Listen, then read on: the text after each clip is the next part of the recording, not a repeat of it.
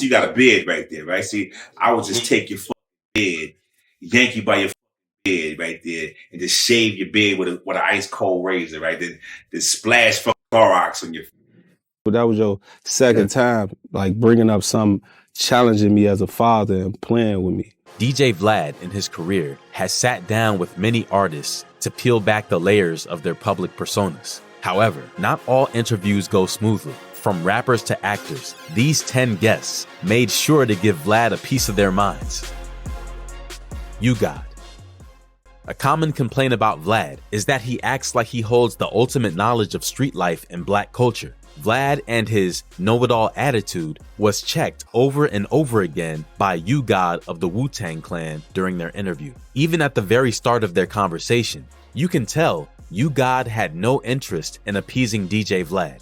All right, here we go. You God. Welcome to Vlad TV. What's up, big man?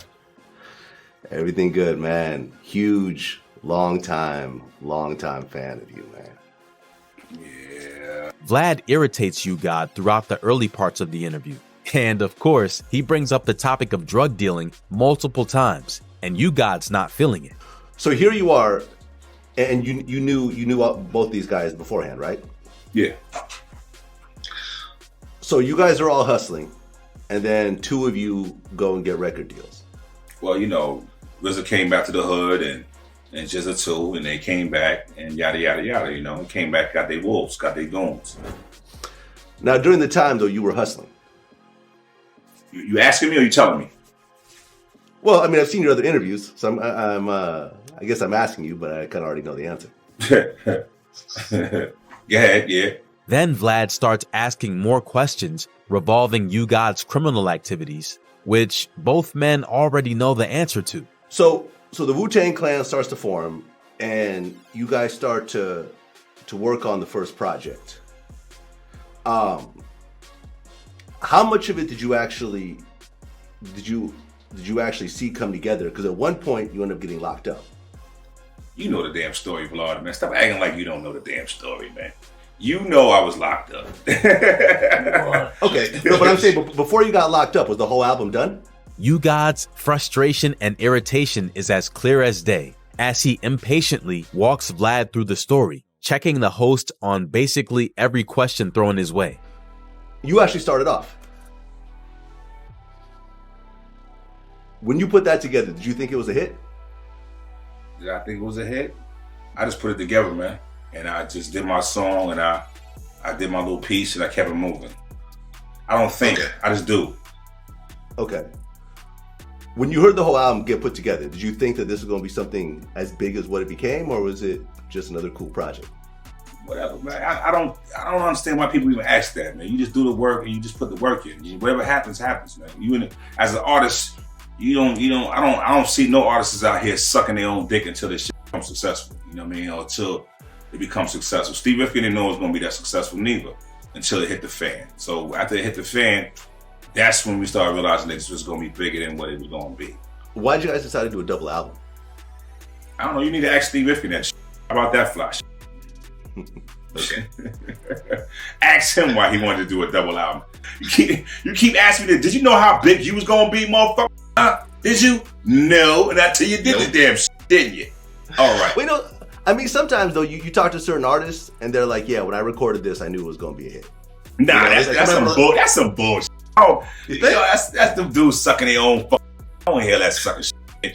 I remember reading a Michael Jackson interview, and they asked him, did he think that Thriller was going to be as big as it was? And he said, yep, I absolutely knew it was going to be as big as it was. Well, that's Michael. Michael is a different caliber of artist. He'd been in the game since he was about 8-9 years old. He done sold 300 million motherfucking goddamn records. So, of course, if he got all the best producers and all the best people around him and the best budgets and the best come on. If you had all the best around you, you can be like, I got this one. This is a slam dunk. This is Dunkenstein.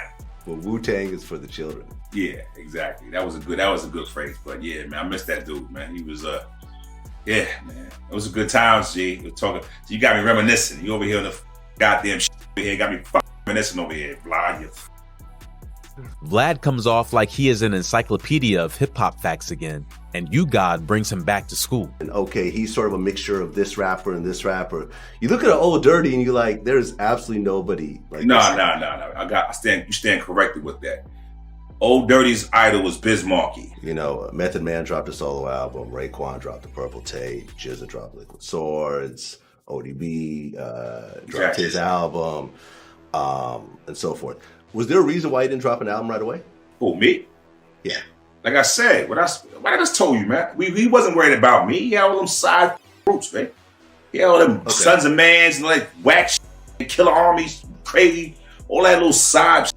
Yeah, he was dealing with. Instead of dealing with the 9 members he had. I mean, he put a lot of brothers in front of certain brothers who was actually there in the beginning. Yeah. Were you in the studio that night or no? No, I wasn't nowhere around that, bro. Don't even affiliate me with that sucker shit. Don't even ask me like you know damn well I wasn't there. You think I'm gonna have a nigga hide in front of me like that? I was against all that shit. You can't do that in front of me like that. I ain't that dude. You talking to the wrong dude about that. I don't know, man. Just do it how we had to do it. Okay. I can't tell you. You always asking me why this, why I don't. Get that dude Riz in here. Ask him all that sucker shit, please. I don't even like talking about this shit. I'm tired of talking about this shit. Talking about something else, man. Talk about something happy. How about that? Just come off the top of your head. Like, see, I see you got a beard right there, right? See, I would just take your beard, yank you by your beard right there, and just shave your beard with an ice cold razor, right? Then splash from Clorox on your. Rooga. Another common complaint guests and fans share about Vlad is he often oversteps boundaries with his questions. The interview begins with Rooga speaking about how becoming a father has changed his perspective on life and influenced his actions. I just made a post the other day about my son, of how he changed me and made me just look at my whole life in a different perspective, you feel me? Just knowing, like, it's been times I've been ready to risk it all, you know what I'm saying? Do whatever behind losing guys and shit, all that. I looked at it like, you know what I'm saying? I had to look at my son, you feel me, and see what I was gonna be putting at risk. And man, that boy changed me, man, for real. Vlad decides to press Rooga about how good of a father he actually is by citing the fact that he dropped his son off so he could go fight Rico Reckless. All type of shit. Yeah, but sometimes it don't be the parents. Sometimes you could do the best you can for a child and they still get out here and pick up them ways and do dumb shit, you know what I'm saying? But if that's what they pass, that's what they pass. It's like, ain't nothing we can do about it. You, me, nobody. If they pass that law, you just gonna be around here, your ass better not be acting up. Cause I ain't paying no fines. We gonna have to deal with it, man. I mean, do you think listen, you have every child is an individual. And I know that sometimes kids just go off the deep end. But, you know, usually when you see a really, really bad kid, it usually goes with an absentee parent. Sometimes it's a 50-50. Cause you got, like I say, majority of these badass kids be having nice ass upbringings. For real. Like on some real shit. Like I had a, you know what I'm saying? I had a kind of tough upbringing. You feel me? But my mama made sure I did the right thing. My mama always made sure all us got something. My mama always disciplined us right. You know what I'm saying? It is up to you as a person to do that shit. And I'm telling you from experience. My mama was never the type to influence us to do anything bad and wouldn't let us to this day. You know what I'm saying? My mama still be on me to this day. But it's up to you as a person. Once you reach that age where you thinking for yourself, it's up to you. You could have thousands of talks with your child and they leave that house and that shit go on the one end out the other. It be like that, I'm telling you. Yeah. I mean, this whole thing came together because, a bunch of teenagers, they basically with Tesla. And 9 times out of 10, really badly. 9 times out of 10, it be some peer pressure shit. Some following the leader ass shit. Everybody want to be followers, look cool, doing this shit. That's all it be, some peer pressure, follow the leader. Yeah. If, you've always claimed GD. When your son gets a certain age and he said, Dad, I want to be a GD, what are you going to tell him? Hell no. The conversation continues for a while, but at some point, Rooga gets frustrated with the topics Vlad keeps bringing up. Unaware of the host's intentions, Rooga questioned why he brought his son into the conversation multiple times. Realizing he might have struck a chord, Vlad tiptoes carefully through his apology. Do you feel like I just rubbed you the wrong way when I told you that I really didn't want to talk about murders and all of that? No. I feel like I did, cause you was like you kept going for my son after that. No, not at all. Yeah, not at all. And if you feel that I somehow did that, and if you feel like I'm using your son to try to prove a point, or because I'm upset or something, that's definitely not the case. And I'm going to apologize if that came across that way, because that's not how I do it. Cause that was like your second time. I appreciate the apology, but that was your second time, like bringing up something, challenging me as a father and playing with me. You know what I'm saying? Okay. I'm not playing with you as a father. I respect fathers. You know, I mean, I had a father in my life until the day he died at 84 years old. Say less. Yeah. No, absolutely. Absolutely. And I don't do that type of shit. And if it came across that way, not at all my intention, man. I respect a lot that, regardless of the situation with your son's mother, you play a very active role in your son's life. Because I feel that a lot of times when I talk to people who have very broken lives, most times there's an absentee father in that story. Not every time, but most times. And I feel like a lot of times when especially young men grow up in households where there's only a woman around, that they sometimes have problems dealing with their emotions later on, because women are naturally more emotional than men. And I think that a father needs to teach his son how to deal with those types of emotions differently than how a woman treats with it. Because if you out here acting feminine when it comes to emotions, you're going to end up in a very messed up situation. So I respect what you're doing. The fact that, I love when you said, I'm taking my son to a boxing class. I'm like, oh, that's dope. Like, I dig that. You know what I'm saying? So when your son gets older and he's going to get bullied, because everyone gets bullied as a kid, he at least will know how to handle himself. He won't have to be running to the teachers every 5 minutes. Right. So yeah. But I appreciate you bringing that up, because I don't want you to leave that interview thinking, oh, Vlad is somehow trying to get at me, or he's trying to kind of come at me sideways, because that's it's just, I that's all it is, bro. I get tired of talking about that about just murder, sad bro. I'm at a different point in my life, you know what I'm saying? I'm happy. I feel good.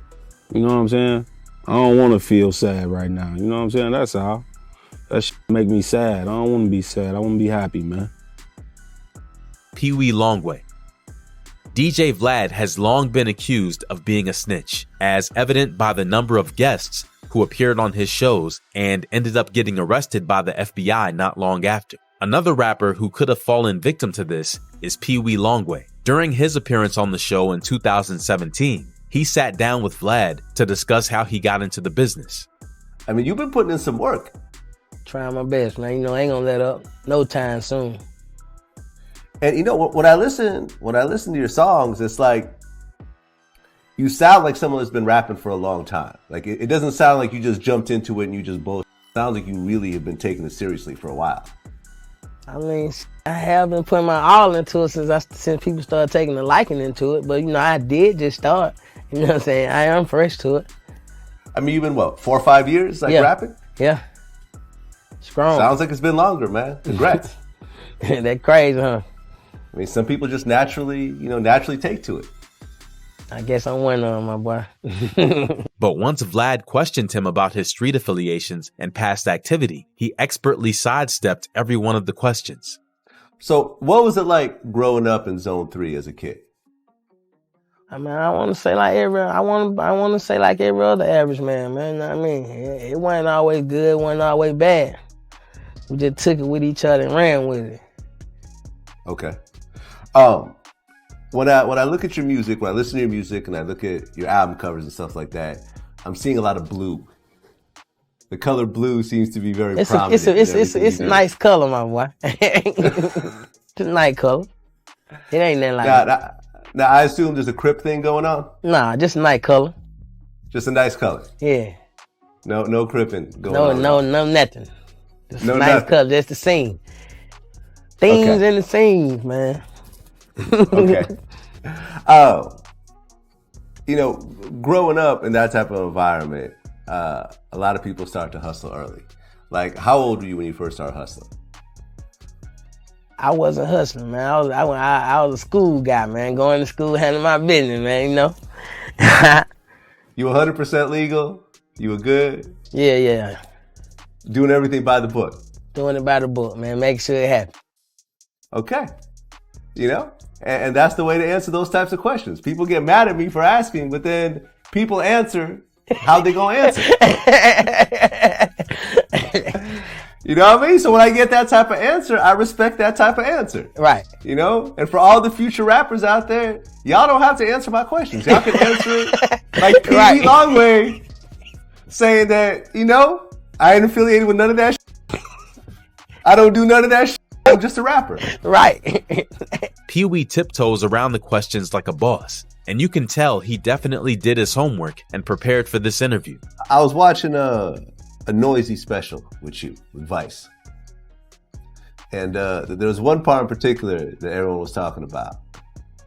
And that was when you came out the car and a pint of lean broke on a cop's shoes. What the hell you got going on? We on Vlad TV, man. We talking about Vlad, man. Next time I ride around with you, man, I'm seeing out that one pop out the car when I'm jump out the car with you, man. Let me see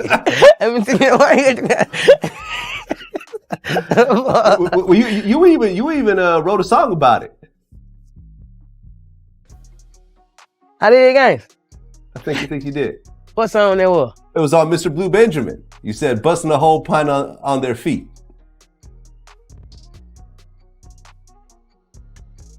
Lyric. Maybe? Nah, maybe not, man. We don't know how that shit go. It probably happened. Maybe not. I like it. Maybe he did. I like it. Man, maybe that white dude that was interviewing y'all. Yeah, maybe he did. The hell? Maybe the cop, it was his lean and he just dropped it while he was drinking it. That was buddy shit. Who the knows, man? It can really go a lot of different directions because you don't actually see the bottle in the video. You just hear, blah, damn. You just hear a crash. You hear a crash. So technically, it probably wasn't yours. Yeah, wasn't nine. It was not. Okay, I see. I'm glad you cleared it up, man, because I think Noisy trying to paint a bad picture of you. Yeah, man, that date, it wedding name. I don't know who it is. Question mark, who bottle is it? Whose bottle was it? Now, to all these young rappers taking Vlad's checks to go on the show, take note, because this was a masterclass in avoiding self-incrimination. Now, are you the founder of MPA? Yes, sir. Okay, and MPA stands for? What it stand for? MPA. All right. Well, I'm gonna butt in here because you've already addressed this before. What, you had it on your wall in this one interview. It stands for money, pounds, and ammunition. Power. Money, pounds, and ammunition. Power, man. You gotta have money, power. Money, power, and ammunition. Yes, okay. Sir. So money, power, and ammunition. I like it. It is what it is. They talk about the music thing. How many people are in MPA? It's a lot of them, man. It's more than 10. You break them down? It's a lot of them, man. It's a lot, man. I don't want a piece of mine. It's a lot. Okay. Conway. DJ Vlad loves to spark beef when it's not necessary. In a casual conversation with Conway, the two are talking about the beats that Conway raps on and the producers making them. Of course, Vlad needs to try and put two renowned producers, Derringer and Alchemist against each other during the interview. Conway, feeling disrespected by the comparison and intention behind the question, quickly checks Vlad. And leading up to 2017, were you guys having... Hold on, what you mean? What you mean the Alchemist sounded bass? Like what you know what I mean? Were you implying that like Derringer like No. You know what I mean? Copycatting Alchemist? No, I'm not saying that. But it's like when I think of a dark sounding beat, the first person I think of is Alchemist. Yeah, but I'm telling you Derringer. I'm talking about Derringer, and you threw Alchemist out there. That's why I kind of. You're right, but my bad. I didn't mean to downplay what he said. Yeah, no, it's right. Griselda over here, baby. No, I feel you. You know I feel you. I guess I was just thinking of the 10 to 3 project. No shade to Alchemist. That's my brother too, Yeah. but we talking about Derringer. Me and Derringer, we make that marriage. Fair enough. You know what I'm saying? Fair enough. I didn't mean to Well, downplay what you was asking was the didn't last mean question. No, on some real I wasn't trying to downplay it. I was just thinking overall it it just type of felt sound. like you was trying to insinuate something not at towards all. my brother Derringer. Not at all. But Godfrey.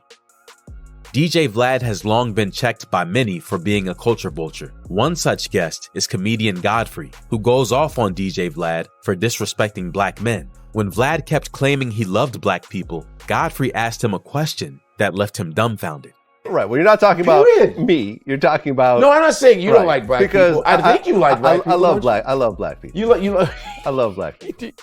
Sincerely. You sincerely love black people. Sincerely love black you people. sincerely love. Okay, check this out. Yes. If you've dated black women before in your life, Many. so the fact that you dated them, Yes. did that make you say, "Oh, I love black people because I date black women," or did you, if you dated a white woman right now, would you still love black people? Ooh, got you. Because sometimes because if you didn't, that means you were doing for fetish reasons. Well, before I dated black women, my best friends were. It was a good attempt to set Vlad up for a fail, even though he took the safe route and listed his accolades of black friends and ex-lovers. Were black. Your best friends were all black. I'm just. Yeah, no, I didn't think about it. I mean, it's a very valid question. It's a valid question. It's a very valid question. Because I knew dudes that had black girlfriends that didn't like black dudes. So it was a fetish. No, I had to think. I had to think about it. Like my best friends before I got into like my first relationship with a black woman, my best friends were all black at that dudes. point. And to this day, my best friends are black. No doubt. I even hang out with you. Yeah. I mean, but no, I just wanted to know because Jamar is one of my best friends. he's My amazing. son is one of my best friends. This is all public knowledge. So my thing is in my head, it's like because some people, like white people, like racist people, are very good at compartmentalizing. Godfrey took to another podcast and checked Vlad again. The topic of Vlad sleeping with black women was brought up alongside an issue he had with the Ukrainian about Minister Farrakhan. And then Vlad said, minister said that we should throw rocks at Jewish people. I say, he didn't say that. Yeah. He don't talk like that. Right. He don't never say no shit like that. And I was like, he talks about the discrepancy, the fighting between the Jewish community and the black community, but he never said no violence towards Jews. Never. He never said that. And I said, you lying, dude. He didn't say that. He used a metaphor. What he said was, as Muslims, we take the rock of truth and we throw it at he's a very intelligent man. Right, sure. He's a master violinist, if you know that. He's a very intelligent man. I said, he didn't say that, dude. Stop, dude. And he goes, I said, well, me and Lord Jamar called him. We said, we ain't gonna be no fake, and we're gonna confront you. Real and shit. say, hey man, you're gonna send an apology. A rebuttal. Bro. Right. And he goes, I sent one. He goes, that looked like a technical difficulty, dude. You did not send an apology, bro. Send an apology. And we're talking to him. He goes, well, I'm not gonna be bullied. No one's bullying you, dude. Now you a white dude again. Now you being white boy now. Mm-hmm. Now you taking off, you sucking off of black culture. Ooh. You're taking all, you're making money off black culture. Mm-hmm. You black girls, shame on them. You know what I mean? Oh shit. And now, because they giving you that confidence to talk crazy to us. That's what's happening. They giving you confidence. These black women give you confidence to disrespect brothers like us. Mike Vick. The former NFL quarterback swung by the show and discussed his wild journey from the projects to signing a whopping $62 million rookie contract. He reminisced on how it felt to go from being hungry for days to swimming in cash. Your first deal was 6 years, $62 million. Yeah, with $11 million signing bonus. Yes. How does that feel from a kid growing up in the projects? Everyone's struggling up until this point. Up until, even with all the college stuff, you're still struggling up until this point, and suddenly you are worth 8 digits. It's more so happy for my mom, man, and my dad in a sense, and my sisters and my brother, who could all, feel good about what we accomplished as a family. Like, making it to the NFL wasn't talked about in our household. It wasn't planned out that Mike was going to hopefully make it one day. It wasn't never a conversation in our house. It was so far-fetched in our mind that we felt like, it's an unrealistic dream to try to obtain. And so we all knew how blessed we were. But things got real when Vlad asked Vic if he was too generous with his wealth and questioned him about supporting his friends a bit too much after moving to Atlanta. We supported one another. I mean, millions of dollars, I don't know what you call it. I don't know if we call it me supporting them. I never felt like I supported anybody. I gave. I gave. I was a real, genuine person with my money, and I had enough of it. And we all struggled together. We fought together. We laughed together. We cried together. We lost friends together. We all, was a tight-knit group. And so we just tried to, be just like any other group of friends, close-knit. He insisted that it's all about being kind, generous, and not enabling his friends to live off his gains. I mean, is this sort of a Newport News thing? Because Allen Iverson kind of had the same thing going on. He would always have a big crew from back home with him. Man. You got a crew. Yeah, but I don't financially support him though. Back you 20 years old, it might have been different. You had a couple $1 million. You might look at it different. You know what I'm saying? You and your boys, y'all had it lit. It's like walking in that back room and you broke and you find $20 million and you found it. They was outside. You ain't gonna give them nothing. You're not gonna give him a dime. He got a kids and he trying to get an apartment. You're not gonna help him when you got a pocket full of money. Vic kept it real, firmly countering that he values respect and loyalty over money. Vlad, in typical fashion, drops the "it's a tough situation" line, and Vic shuts him down. It's a tough situation. No, it's not a tough situation. I don't think it's a tough situation. I've dealt with it. I've dealt with friends, and it's always. I don't think it's tough. It's always they're your best friends until the one time you tell them no. That's the truth. And then it turns very, very ugly very quick. Cool. I didn't have to tell them no on a lot of occasions, and they didn't have to tell me no. Okay. And I knew at the end of the day, with anything, a majority of them had my back in any situation. So it's a respect level, man. Like, I don't value $1, I value, loyalty, I value respect. Lil Baby. Lil Baby is another rapper who has always accused DJ Vlad of being a snitch, and he had this epiphany during an interview. Even though it wasn't really a check, it's funny to see Lil Baby catching on to Officer Vlad's tactics on camera. At first, Lil Baby sat down, thinking it was just another interview. Up and coming Atlanta stars in here. Lil Baby, what's good? What's up, my brother? How you doing? Everything good, man. I'm seeing the buzz growing out there. The songs are doing numbers. Congrats on what you're doing. I appreciate you. I appreciate everything. Most definitely. Appreciate you for having me. Vlad eventually evolves the conversation into an interrogation and asks Lil Baby about a fight he had while in prison. Prior to this incarceration, Lil Baby had been dealing with various legal issues related to drug charges. One of these arrests led to the probation that he later violated, resulting in the 2-year prison sentence. You ended up kind of getting lucky initially, right? Yeah, definitely. Okay, tell me about that. Actually, I had one lawyer, he trying to make me take 2 years, but I hired a new lawyer. The new lawyer got me a program for 6 months. Supposedly 6 months. Long story short, the program was gonna end up me doing a year with the program. So when I got to the program, that shit was bullshit. You know what I'm saying? Straight bullshit. Button on the program, whatever, and just took the 2 years. Okay, so you started to get into fights essentially in the program? Yeah, it was a zero tolerance program, you know what I'm saying? For nothing. So I got into a fight, you know what I'm saying? And that sent me back. Okay, you got into a fight with a white dude. Exactly. Was it like a racist thing? Was it like whites and blacks kind of clicked up in there? How you know that? That's just how prison is most times. I'm telling you, how you know I got into it with a white dude though? I think you may have mentioned it in the past. Nah. Vlad later released this statement about the interview. I go so far with my questions that I almost sound like the police. It almost sounds like an interrogation. That means that I am pushing the limit to my art form, as far as I could possibly get it. Sometimes people will sit down and be like, like a little baby was like, how do you know that? Like, I'll ask him a question like, how'd you even know that? Like, because we're researching, right? Because we're digging in deeper than most other people.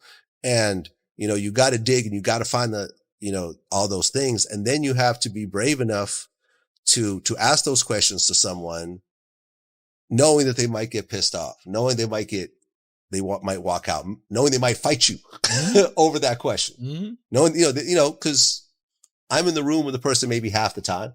Half the time we're doing it remotely, half the time we're in the room together. Lord Jamar. Next up is a guest that is known for his unapologetic views on and off the stage, delivering raw and unfiltered truth on the mic. Lord Jamar. He once engaged in a hilarious debate with DJ Vlad on his show about the notion of equal opportunities for wealth. DJ Vlad believes anyone can achieve wealth, regardless of their background or intelligence. When you get to a certain financial level, you cannot do certain things anymore. The repercussions are more serious, and ultimately, you're more of a target. Nobody's gonna go after somebody who's an underground rapper, but when someone's a superstar, they're gonna get sued left and right. People are gonna go after them. It just is what it is. Mm-hmm. You know what I'm saying? Like there's a whole thing. Getting money is a whole lot easier than protecting money. This is true. Yes, protecting your money and keeping your money is a whole lot harder than getting it. Literally, any human being on earth could become a millionaire. Literally, any single human. Doesn't matter what part of the world they're from, doesn't matter their age, their ethnicity, their intelligence level, their religion. They could be mentally retarded, they could be smart, dumb, it doesn't matter. Relax, Vlad. You're oversimplifying things right now. I hear what you're trying to say. Listen, but anybody, if we really got into the debate, what I don't have time for today. We can go on your other channel one day and have this whole financial debate about who actually has access to wealth and okay. And who no, really that's doesn't. not what I'm saying. You see what I'm saying? Right, but listen. It might seem that way, Vlad. No, listen. But that is not true. Then Vlad tried to defend himself by saying anyone can win the lottery as his reasoning behind his statement. Then he goes on by citing Willie D's comments from his previous show about someone flipping $10,000 to $1 million. A lot of people don't go through shit like that, Vlad. Like that's not normal. But when Willie D was here, interviewed with me last time, he said something interesting, and a lot of people debated it. But he said, I don't care who you are. You can be the poorest person in the world. But at some point, you're going to come across some kind of lick where you're going to get a $20,000 lick or $30,000 lick. You can become rich even with a $10,000 lick if you normally, your normal expenses are typically $1,000 a month or whatever, and you come across $10,000. If you're a disciplined person, you could take that and make yourself a millionaire. Yeah. If you got 10,000, all you got to do is jam that 10 times and get you 100,000, and whatever you did to get 100,000, do that 10 times, now you're a million. Lord Jamar countered him again. My Google stock. How are we flipping this and still living, like paying our rent and eating food? Right. Is it easy and to buying flip? clothes? How are we doing that? How are we doing that when all we have is 10,000? Yeah. How are we flipping 10,000 7 times to make this money and still living my everyday life? Please explain that to me, Vlad. The way you do it is that the money that you're investing, you never touch. You don't cash out. How do I live then? You're not hearing me. How do I pay my rent? How do I pay for my phone bill, my gas, my electric, my cable? How do I do these things, Vlad, if I'm supposed to never touch it? But he didn't stop at that. He continued by calling out Vlad for being out of touch with the real world. Definitely not easy. It sounds easy on face value, but when we put it into practice, into the real world, and I'm not saying it's not doable, I'm just saying sometimes we oversimplify things, and we got to put it in the real world. And you, Mr. Tesla driving, living in Calabasas, whatever the you live at right now, I think you're starting to be a little bit out of touch from the average man. You understand what I'm saying? Who doesn't have a lot of the resources that you have, and you feel like, oh, well, all you got to do is flip it.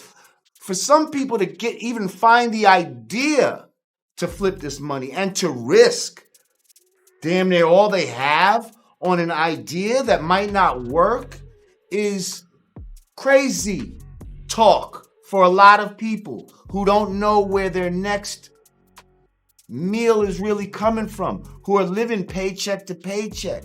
You want me to take now this hard-earned 10 grand that I've saved for years, and hopefully I could flip it 7 times without selling drugs and without, you understand what I'm saying? Just with a great idea.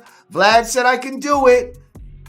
It's not that. Nah. See, this is where you have what I would like to call white man optimism. I feel you, but and when they change the rules in mid, I'm in mid gameplay, and you change the rules on me, really? See, you haven't had that experience. Like, you see what I'm saying? Like, it's hard for you to even wrap your mind around some of these concepts. So I'm just trying to say, as a black man in America who knows how to get down, who knows how they'll keep moving the yardstick. They'll say, oh, you got to make it here. And then when you get there, they move the line further. You see what I'm saying? Like, where you feel like, well, all I got to do is strive to get to the line. And once I'm past the line, I'm good. Like, we all should strive to get to the line. Yeah, we should. But it's just up when we get to the line. Sorry. You got to go a little further. Recently, Lord Jamar was featured on the Uppercut podcast and had this to say about Vlad. Man. Is he a culture vulture to you? Yes. Yes. Yes. Yes. And it's like, what's his skill set? Like DJ Vlad, have you ever seen him DJ? He said he used to. He used to make Have you ever seen him DJ? No, never seen him. Me neither. Oh. Right. Me neither. He said he had He He makes videos, man. Juelz Santana. The next guest dealt with another common DJ Vlad tactic. The Ukrainian DJ tried to spark a beef on the spot and make a serious matter out of a lighthearted situation between Juelz Santana and Jadakiss. During an interview with Juelz, Vlad brings up the moment during which Jadakiss snatched Santana's signature bandana at the 2022 Dipset Versus battle against the Lox, referring to it as a disrespectful move. Doing? The Harlem rapper immediately shuts it down, explaining that he didn't take offense to it. Juelz wouldn't let Vlad turn a harmless exchange into a manufactured beef. And with that interview, we have finished the list of 10 guests who schooled DJ Vlad on his podcast. If you like this video, make sure to check out the first version we made on the topic popping up on the screen now. We want to know who you think pressed Vlad the best. Let us know in the comments below and help us in the algorithm by liking, sharing, and subscribing to the channel. We are going to be dropping even more content every week, so hit that bell to get notified about our uploads. Thanks for hanging out till the end. We appreciate all your support, and as always, we'll see you in the next one.